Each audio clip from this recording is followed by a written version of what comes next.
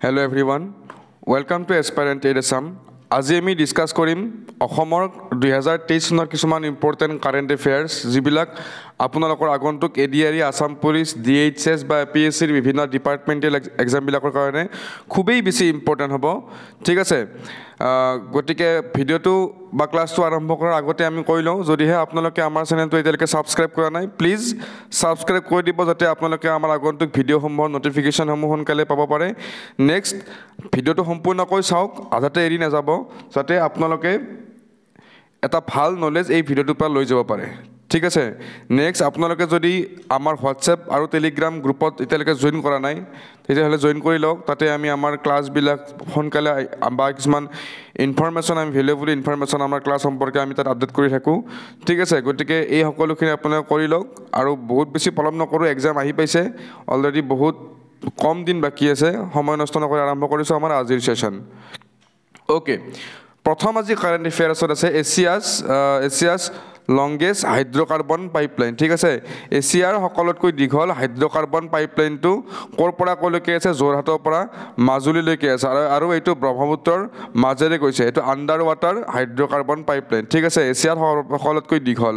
আৰু এই গোটেই প্ৰজেক্টটো ইমপ্লিমেণ্ট কৰিছে ইন্দ্ৰধনুষ গেছ গ্ৰিড লিমিটেডে ইন্দ্ৰধনুষ গেছ গ্ৰিড লিমিটেডে এই গোটেই প্ৰজেক্টটো ইমপ্লিমেণ্ট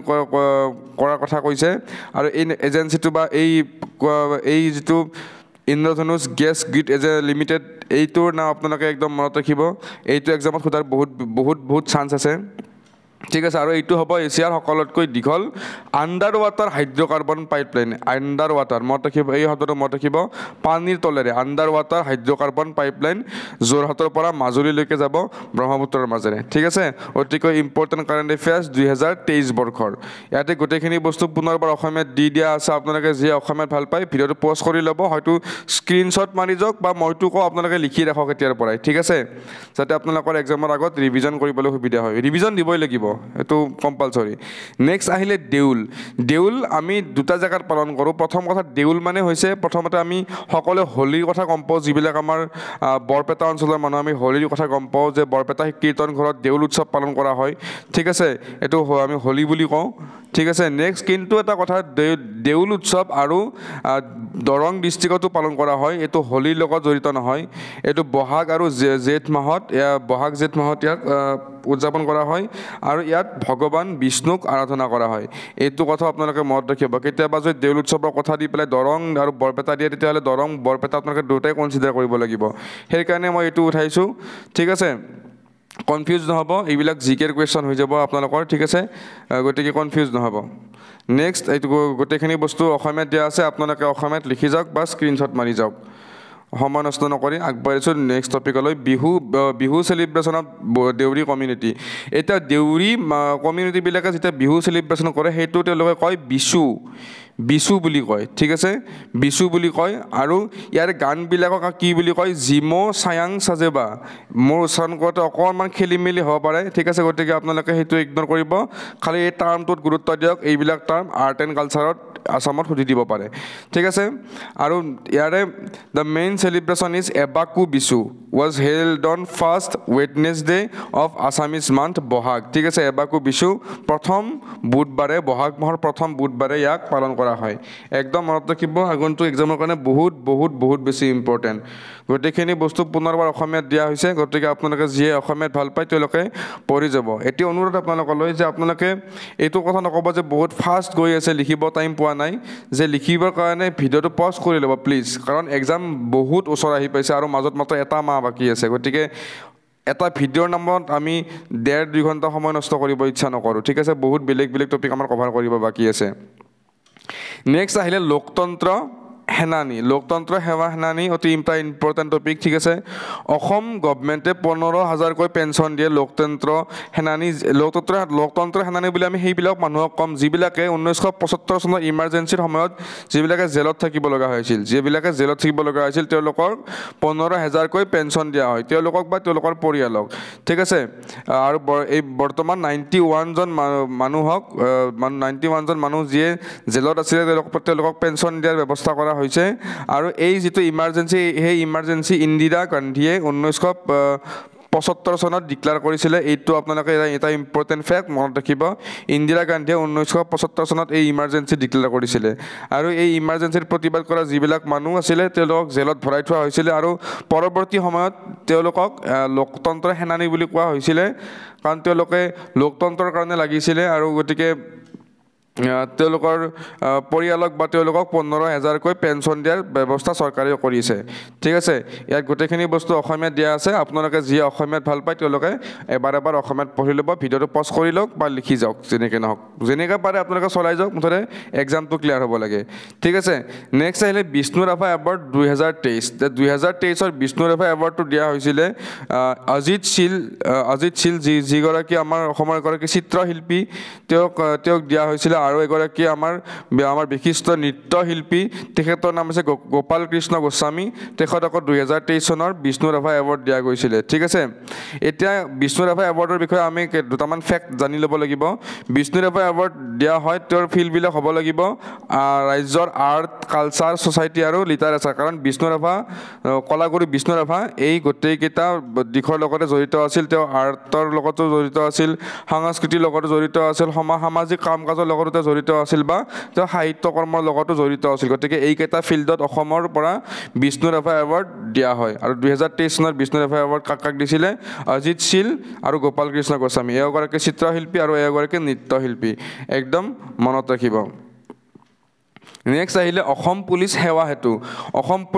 এতিয়া চাওক অসম পুলিচ সেৱা হেতু এটা আচলতে পৰ্টেল হয় যিটো পৰ্টেলত আপোনালোকে অনলাইন নিজৰ কমপ্লেইনবিলাক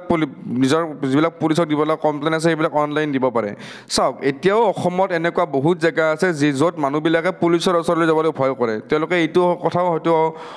জ্ঞাত নহয় যে পুলিচবিলাক আচলতে আমাৰ জনসাধাৰণৰ সেৱাৰ কাৰণে থাকে কিন্তু তেওঁলোকে পুলিচৰ ওচৰলৈ যাবলৈ ভয় কৰে কাৰণ উপযুক্ত শিক্ষাৰ অভাৱ বা তেনেকুৱা পৰিৱেশটো তেওঁলোকে হয়তো পোৱা নাই গতিকে তেওঁলোকৰ সুবিধাৰ কাৰণে এটা পৰ্টেল এটা এপ মুকলি কৰা হৈছে যিটো এপৰ নাম হৈছে অসম পুলিচ সেৱা হেতু ঠিক আছে এটা মোবাইল এপ যিটো এপৰ জৰিয়তে আপোনালোকে অনলাইন এই নিজৰ কমপ্লেইনবিলাক বা FIR বিলাক তেওঁলোকে পুলিচৰ তাতে দিব পাৰে ঠিক আছে চিটিজেনৰ কাৰণে এভেইলেবল আছে তেওঁলোকৰ কমপ্লেইন বা FIR বিলাক পুলিচৰ তাতে অনলাইন মোডত ছাবমিট কৰিব পাৰে আৰু এই গোটেইটো দুটা লেংগুৱেজত মানে বনোৱা হৈছে এটা আছে বেংগলী আৰু এটা হৈছে অসমীয়া আৰু বেংগলী লেংগুৱেজত এই FIR সমূহ বা এই পৰ্টেলটো আপোনালোকে চাব পাৰে আৰু এই প্ৰজেক্টটো লঞ্চ কৰিছিলে হোম মিনিষ্টাৰ অমিত শ্বাহ আৰু চিফ মিনিষ্টাৰ মাননীয় হিমন্ত বিশ্ব শৰ্মাদেৱে ঠিক আছে এইটো মনত ৰাখিব আগন্তুক এক্সামৰ কাৰণে খুবেই বেছি ইম্পৰ্টেণ্ট হ'ব বুলি মোৰ বিশ্বাস আছে ঠিক আছে গতিকে নেক্সট স্লাইডত আহিছোঁ গোটেইখিনি বস্তু পুনৰবাৰ অসমীয়াত দিয়া আছে আপোনালোকে যি অসমীয়াত ভাল পায় অসমীয়াত পঢ়ি ল'ব বা অসমীয়াত লিখি যাব নেক্সট আমি আহিছোঁ গান্ধী জয়ন্তীৰ দিনাখন 1 কৰোৰ বা 1 কোটি গছপুলি ৰোৱাৰ যিটো প্লেন সেইটো আমাৰ যোৱাবাৰ বহুত নিউজত আছিলে লাষ্ট 2 বছৰ অসম গভৰ্ণমেণ্টে 61,375 বিঘা মাটি ক'ত লৈছিলে লামডিং ৰিজাৰ্ভ ফৰেষ্ট পাব reserve forest Burachapori wild life century আৰু ওৰাং নেশ্যনেল পাৰ্ক এই চাৰিটা আপোনালোকে মনত ৰাখিব লামডিং ৰিজাৰ্ভ ফৰেষ্ট পাব reserve forest Burachapori wild life century আৰু ওৰাং নেশ্যনেল পাৰ্ক য'ত 61,375 বিঘা মাটি তেওঁলোকে লৈছিলে য'ত তেওঁলোকে গছপুলি ৰোৱাৰ কাৰণে প্লেন কৰিছিলে ঠিক আছে আৰু এই গছপুলি ৰোৱা যিটো প্ৰচেছ সেইটো তেওঁলোকে 1 কৰোৰ গছপুলি 2 ঘণ্টাৰ ভিতৰত ৰোৱা এটা মানে প্লেন কৰিছিলে গান্ধী জয়ন্তীৰ দিনাখন গান্ধী জয়ন্তী কিমান তাৰিখ 2 অক্টোবৰ ঠিক আছে 2 অক্টোবৰৰ দিনাখন এই 2 ঘণ্টাত 1 কৰোৰ গছপুলি ৰোৱাৰ তেওঁলোকে পৰিকল্পনা কৰিছিলে আৰু ইয়াৰে মেইন উদ্দেশ্য আছিল আমাৰ অসমৰ যিখিনি সেউজীয়া আৱৰণ মানে গ্ৰীণ কভাৰ তাক ইনক্ৰিজ কৰা আৰু আমাৰ যিখিনি ট্ৰি ইকনমি মানে গছৰ পৰা যিখিনি আমাৰ অৰ্থনীতি সেইখিনিক আগুৱাই দিয়া ঠিক আছে আৰু ইয়াৰ পিছত এই প্ৰজেক্টটোক আমি অমৃত বৃক্ষ আন্দোলন বুলি গম পাইছিলোঁ অমৃত বৃক্ষ আন্দোলন নিউজত বহুত বিশেষ আছে গতিকে আপোনালোকে এইটো একদম বেছি মনত ৰাখিব ঠিক আছে গোটেইখিনি বস্তু অসমীয়াত দিয়া হৈছে আপোনালোকে পঢ়ি ল'ব ইয়াত অমৃত বৃক্ষ আন্দোলনৰ মই এখন ফটো ইয়াত আপোনালোকক আঁৰি দিছোঁ গতিকে আপোনালোকে যাতে লিংক কৰিব পাৰে ইভেণ্টটোৰ লগত মইতো কথাখিনি ক'লোৱেই খালি আপোনালোকে লিংক কৰি যাওক বস্তুবিলাক এইটো এটা অসম চৰকাৰৰ আমাৰ বিখ্যাত পদক্ষেপ আছিল নেক্সট আহিলে অমৃত বৃক্ষ আন্দোলনৰ বিষয়ে আমি যদি অলপ ভালকৈ পঢ়িব যাওঁ অমৃত বৃক্ষ আন্দোলন চান্দুবি লেকত বেংকত মানে পাৰত মানে লঞ্চ কৰা হৈছিল আৰু ইয়াতে ইয়াতে এটা এনাউন্স কৰা হৈছিল যিয়ে গছপুলি ৰোপণ কৰিব ঠিক আছে আৰু তাৰ চোৱা চিতা কৰিব তাক 100 টকাকৈ এটা টোকেন গ্ৰেণ্ট দিয়া হ'ব 100 টকাকৈ টোকেন গ্ৰেণ্ট এটা দিয়া হ'ব ঠিক আছে এইটো অসম চৰকাৰৰ ফালৰ পৰা ঘোষণা কৰা হৈছিল আৰু ইয়াৰ অবজেক্টিভবিলাক কি আছিল প্লেন্টিং 1 crore সিডলিং মানে 1 কোটি গছপুলি ৰোৱা তাৰপিছত ডাইৰেক্ট বেনিফিট ট্ৰান্সফাৰ মানে ইয়াৰ যিটো মই ক'লো 100 rupees ডাইৰেক্ট বেনিফিট ট্ৰান্সফাৰ মানে ইয়াতে কোনো হাতে পইচা দিয়া নহয় যাতে ইণ্টাৰমিডিয়েৰীবিলাকে আপোনালোকক এনেকুৱা হ'ব পাৰে ন যে গভৰ্ণমেণ্টৰ ফালৰ পৰা 100 টকাকৈ দিছে মাজত মানুহবিলাকে 50 টকা এটা খাই আপোনালোকক 50 টকা এটা দি দিছে গতিকে এইবিলাক ইয়াত নহয় ডাইৰেক্ট বেনিফিট ট্ৰান্সফাৰ মানে কি হ'ব আপোনালোকৰ ডাইৰেক্ট একাউণ্টত এই পইচাখিনি সোমাই যাব ঠিক আছে তাৰপিছত প্ৰমোটিং ট্ৰী ইকনমি ঠিক আছে গছ অৰ্থনীতি গছৰ লগত জড়িত অৰ্থনীতিক প্ৰমোট কৰাৰ কাৰণে এই পদক্ষেপটো লোৱা হৈছিল আৰু এনহেন্সিং গ্ৰীণ কভাৰেজ যিখিনি আছে অসমত তাক বঢ়োৱাৰ কাৰণে এই পদক্ষেপটো লোৱা গৈছিলে গোটেইখিনি বস্তু অসমীয়াত দিয়া আছে আপোনালোকে যি অসমীয়াত ভাল পায় অসমীয়াত এবাৰ পঢ়ি ল'ব ঠিক আছে নেক্সট দিয়া আছে ফাৰ্ষ্ট আণ্ডাৰ ৱাটাৰ টানেল ঠিক আছে আমি অলপ আগতে পঢ়িছোঁ আণ্ডাৰ ৱাটাৰ হাইড্ৰ'কাৰ্বন পাইপলাইন ঠিক আছে এইবাৰ আমি পঢ়িম আণ্ডাৰ ৱাটাৰ টানেল ঠিক আছে সুৰংগ গতিকে অসম গভৰ্ণমেণ্টে প্লেন কৰিছে আণ্ডাৰ ৱাটাৰ টানেল ব্ৰহ্মপুত্ৰ নদীৰ তলেৰে অবভিয়াছলি ব্ৰহ্মপুত্ৰ নদীৰ তলেৰে যাব এই টানেল আৰু এইটোৱে কাক কানেক্ট কৰিব নুমলীগড়ক গহপুৰৰ সৈতে কানেক্ট কৰিব এইটো এটা মনত ৰাখিব নুমলীগড়ক গহপুৰৰ সৈতে কানেক্ট কৰিব ইয়াৰ বিষয়ে বহুত বিশেষ জানিব নালাগে এই তিনিটামান ইম্পৰ্টেণ্ট ফেক্ট মই দি দিছোঁ এইকেইটা আপোনালোকে মনত ৰাখিলেই হৈ যাব নেক্সট আমি আহিছোঁ গজকঠা এতিয়া চাওক বহুত এনেকুৱা এৰিয়া আছে মই দেখিছোঁ যে মোৰ ওচৰতে বাক্সা ডিষ্ট্ৰিক্টৰ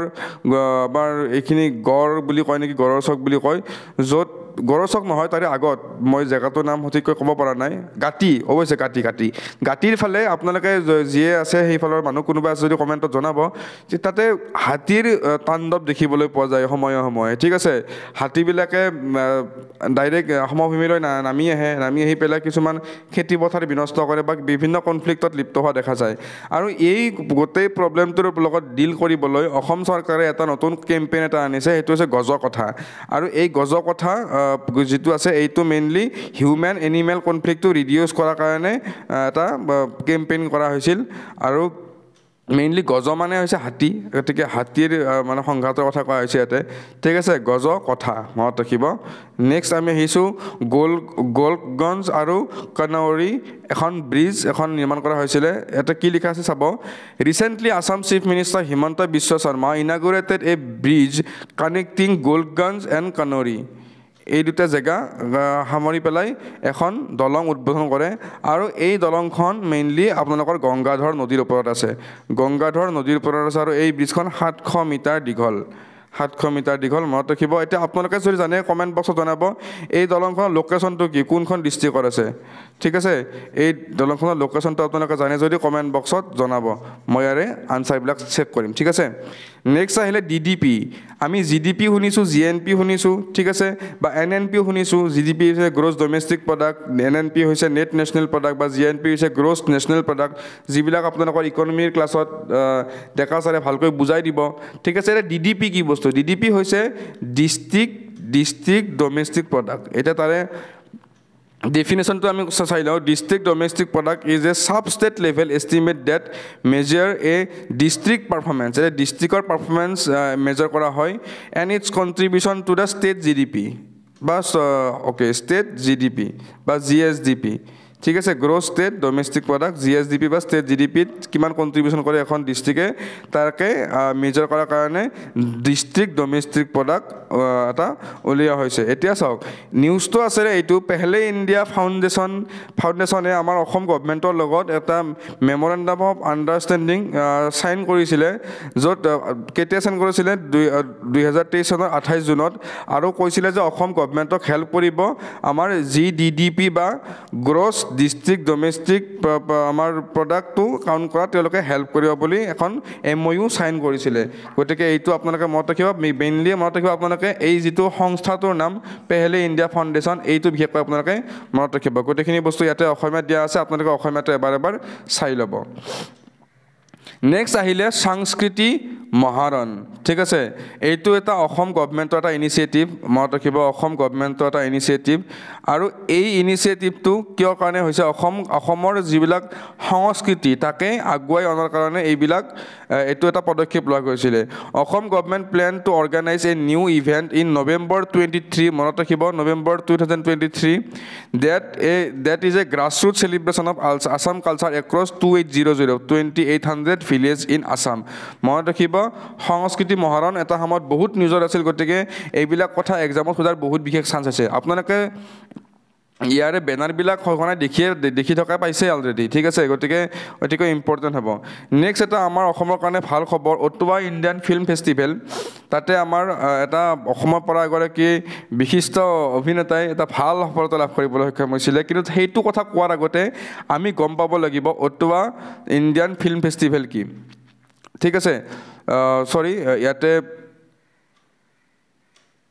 ওকে অটোৱা ইণ্ডিয়ান ফিল্ম ফেষ্টিভেলটো ইয়াতে অকণ বেলেগ কি দিয়া হৈছে এইটো মই আপোনালোকক নেক্সট ক্লাছত বুজাই দিম এইটো নহয় আচলতে এইটো আজি লিখোঁতে ভুল হৈছে এইটো মই OIFF এৰ কথাই লিখিলোঁ এইটো নহয়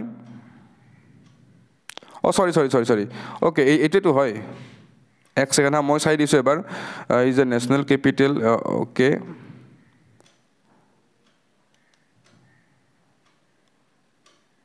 ওকে এইটোৱে হয় Okay, এইটো হৈছে OIFFA is a national capitals and Eastern Canada's preeminent festival dedicated to Indian cinema. Indian cinema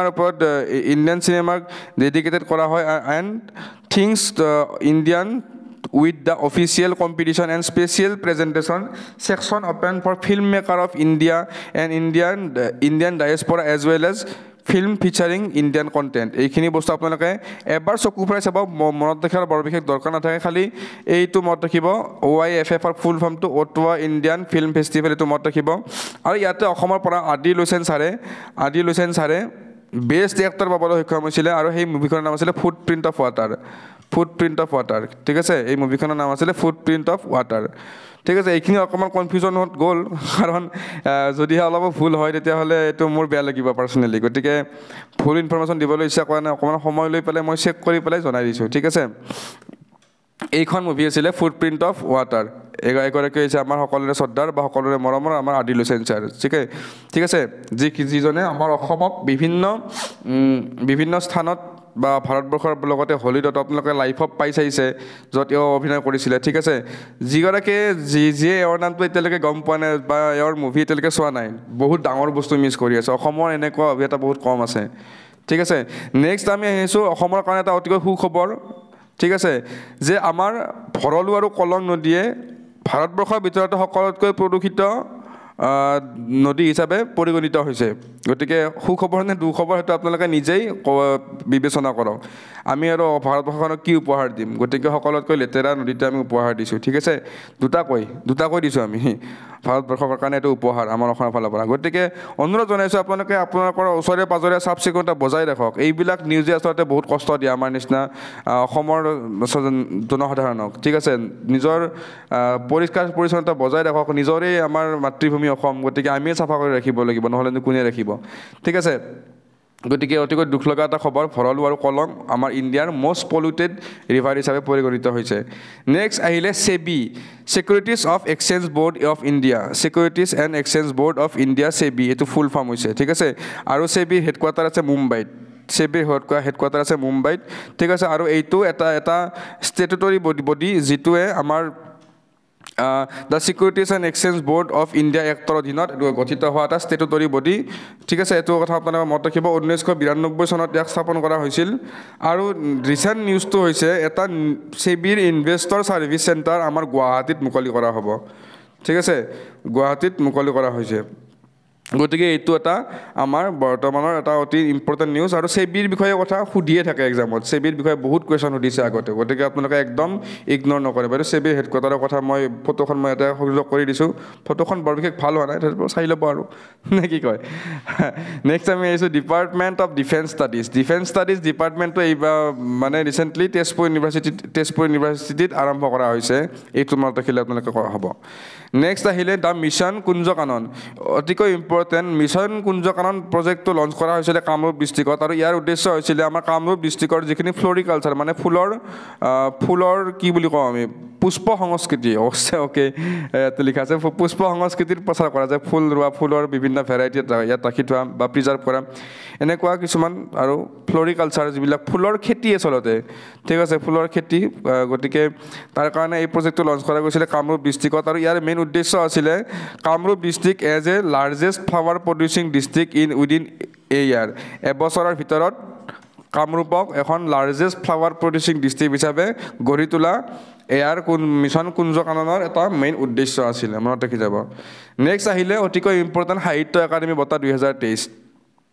অসমৰ পৰা 5 গৰাকী ব্যক্তিয়ে সাহিত্য একাডেমী বঁটা 2023 লাভ কৰিবলৈ সক্ষম হৈছিল হয়তো আগন্তুক দিনত যেতিয়া হ'ব তেতিয়াহ'লে সাহিত্য একাডেমী বঁটা 2024 আপোনালোকক ডেকা ছাৰে কভাৰ কৰি দিব যেতিয়া এইবিলাক আৰু নিউজত আহিব ভালকৈ বা নিউজত মানে আমাৰ যেতিয়া টাইম আহিব তেতিয়া এইবিলাক তেওঁ ক্লিয়াৰ কৰি দিব আৰু সাহিত্য একাডেমী বঁটা আচলতে 2024-25 বুলি নহয় যিকোনো সময়তে আহিব পাৰে 2-1 বছৰ আগলৈকে আহে গতিকে সেইটো আপোনালোকে ইগন'ৰ নকৰিব কোনে কোনে পাইছিলে ৰবীন্দ্ৰনাথ গোস্বামীয়ে পাইছিলে বাল সাহিত্য এৱাৰ্ড জিন্তু গীতাৰ্থ পাইছিলে ইউবা সাহিত্য একাডেমী এৱাৰ্ড মইনাশ্ৰী দৈমাৰী নামবিলাক অকণমান উচ্চাৰণ কৰোঁতে দিগদাৰ হয় মইনাশ্ৰী দৈমাৰীয়ে পাইছিলে Yuva Sahitya Akademi award in Bodo language এইটো মনত ৰাখিব বড়ো লেংগুৱেজত পাইছিলে এওঁ কিন্তু ডাইৰেক্ট ইউবা সাহিত্য এৱাৰ্ড পাইছিলে প্ৰতিমা নন্দী নাৰ্জাৰী এওঁ পাইছিলে বাল সাহিত্য একাডেমী এৱাৰ্ড মনত ৰাখিব নয়না অধিকাৰীয়ে পাইছিলে Sahitya Akademi award in Nepali language for her book প্ৰতিঘটিকা উদ্গাৰ হাৰু মনত ৰাখিব উচ্চাৰণ কৰোঁতে অলপ দিগদাৰ হয় আপোনালোকে কেনেবাকৈ লিংকটো মনত ৰাখি যাব একদম ডাইৰেক্ট নামটোত আপোনালোকক লিখিব নিদিয়ে খালি তাত লিখাই থাকিব আপোনালোকে খালি টিক কৰিব লাগিব গতিকে কিবাকৈ মুখস্থ কৰি যাওক প্ৰতিঘটিকা উদ্গাৰ হাৰু মনত ৰাখি যাব ঠিক আছে কিবাকৈ নহয় কেনেবাকৈ মুখস্থ কৰি যাওক ইয়াতে মই গোটেইকেইখন ফটো এটা দিব ট্ৰাই কৰিছোঁ আপোনালোকে চাই ল'ব এবাৰ নেক্সট আহিলে আকাশবাণী গুৱাহাটীয়ে এইবাৰ 4 সংখ্যক নেশ্যনেল ৱাটাৰ এৱাৰ্ড লাভ কৰিবলৈ সক্ষম হৈছে কি কেটেগৰীত মিডিয়া কেটেগৰীত লাভ কৰিবলৈ সক্ষম হৈছে ঠিক আছে this recognition acknowledges the radio' station exceptional effort in raising awareness about water conservation valuable information to public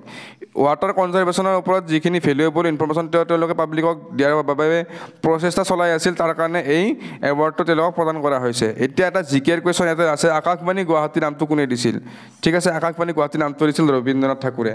ঠিক আছে মনত ৰাখি যাব নেক্সট আহিলে হেমচন্দ্ৰ গোস্বামী এইকাৰণে নিজৰ আছিলে ৰিচেণ্টলি হেমচন্দ্ৰ গোস্বামীৰ জীৱনৰ ওপৰত জড়িত এখন ডকুমেণ্টাৰী ৱাশ্বিংটন ডিচিত প্ৰচাৰ হোৱা কথাটো নিজৰ আছিলে আৰু হেমচন্দ্ৰ গোস্বামীৰ বিষয়ে যদি অধিক জানিব বিচাৰে তেনেহ'লে মই যিটো লিটাৰেচাৰৰ ক্লাছ অলৰেডি কৰি থৈছোঁ গোটেইখিনি কমপ্লিট হৈছে তাতে আছে আপোনালোকে এবাৰ চকু ফুৰাই যাব ঠিক আছে নেক্সট আহিলে north east public relation conclave এইটো ইমান বেছি মনত ৰাখিব দৰকাৰ নাই এইটো খালি মনত ৰাখিব north east public relation conclave চাংচাৰীত অনুষ্ঠিত হৈছিলে এই ডেটটো মনত ৰাখিব নালাগে ইমান ইম্পৰ্টেণ্ট নহয় অকল মনত ৰাখিব যে চাংচাৰীত অনুষ্ঠিত হৈছিলে নেক্সট আহিলে সান্থালী লেংগুৱেজ অসম গভমেণ্টে সান্থালী লেংগুৱেজটো এটা মিডিয়াম অফ একশ্যন হিচাপে এডুকেশ্যনেল ইনষ্টিটিউটবিলাকত বা আমাৰ শৈক্ষিক প্ৰতিষ্ঠানবিলাকক আমাৰ মিডিয়াম অফ একশ্যন হিচাপে সান্থালী লেংগুৱেজটোক ইণ্ট্ৰডিউচ কৰা কথা কৈছিলে ঠিক আছে আৰু এইটো মেইনলি কৰা হৈছিলে কিয় আমাৰ যিখিনি টি গাৰ্ডেন কমিউনিটিখিনি আছে টি গাৰ্ডেন এৰিয়া আছে তাতে এইখিনি ইনিচিয়েট কৰাৰ কথা কৈছিলে আৰু সান্থালী লেংগুৱেজটো মেইনলি আদিবাসীসকলৰ ভাষা আপোনালোকে মনত ৰাখি যাব ঠিক আছে নেক্সট আহিলে NFSU campus national forensic science university campus in Assam এতিয়া চাওক প্ৰথমতে আমি গম পাব লাগিব নেশ্যনেল ফৰেনচিক ছায়েন্স ইউনিভাৰ্চিটি ক'ত আছে সেইটো হৈছে গান্ধীনগৰ গুজৰাটত আছে আৰু অটোৱালা মই গান্ধীনগৰ নহয় এইটো গুজৰাটৰ গান্ধীনগৰ ভুল নকৰিব গান্ধীনগৰ গুজৰাটত আছে কেতিয়াবা আপোনালোকক গুজৰাট বুলি দিব পাৰে কেতিয়াবা গান্ধীনগৰ বুলি দিব পাৰে কনফিউজ নহ'ব ঠিক আছে দুয়োটাই শুদ্ধ একেই জেগা আৰু ৰিচেণ্ট নিউজটো আছিলে নেশ্যনেল ফৰেনচিক ছায়েন্স ইউনিভাৰ্চিটিৰ এটা ব্ৰাঞ্চ আমাৰ অসমৰ গুৱাহাটীৰ চাংচাৰীত স্থাপন কৰা কথা অলপ ভাবি থকা হৈছে গতিকে এইটো এটা নিউজত আছিলে সেইখিনি সময়ত গতিকে সেইকাৰণে মই ইয়াত সংযোগ কৰি দিছোঁ গতিকে মনত ৰাখি যাব আজিলৈ এইখিনিয়ে আছিলে আমি ইয়াতে ভালেখিনি অসমৰ জিকেৰ জৰিয়তে বা অসমৰ কাৰেণ্ট এফেয়াৰ্ছৰ জৰিয়তে ভালেখিনি জিকে আমি ইয়াত কভাৰ কৰিলোঁ গতিকে আগন্তুক দিনত মই আৰু ভাল ভিডিঅ' আপোনালোকৰ কাৰণে লৈ আহিব ট্ৰাই কৰিম যিবিলাক আগন্তুক এক্সামৰ কাৰণে আপোনালোকৰ সুবিধাজনক হ'ব গতিকে আপোনালোকেও পঢ়ি থাকক আমাৰ চেনেলটো লাইক কৰিব ছাবস্ক্ৰাইব কৰিব যাতে আমিও আগন্তুক দিনত ইয়াতকৈ ভাল কাম কৰিবলৈ সাহস পাওঁ বা মটিভেশ্যন পাওঁ গতিকে তেতিয়ালৈ আজিলৈ এৰিছোঁ থেংক ইউ গুড বাই